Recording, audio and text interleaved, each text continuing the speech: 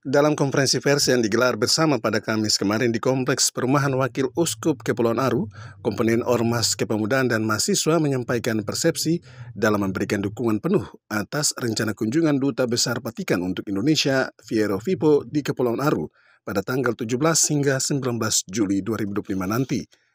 5 poin pernyataan dukungan yang dibacakan bersama Sekretaris AMGPM Daerah Pulau-Pulau Aru, Dedi Jaupli, dan Ketua BKPRMI Cabang Kepulauan Aru, Alamsyah Jilpufin, yang pada prinsipnya mendukung penuh kegiatan yang berlangsung di Dobo dengan menjaga keamanan dan ketertiban.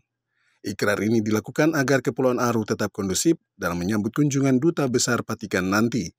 Dengan langkah ini pula julukan Aru sebagai laboratorium toleransi umat beragama tetap terjaga dan terpelihara dengan baik. Dari Kepulauan Aru, kontributor TVRI Agus Labitubun melaporkan.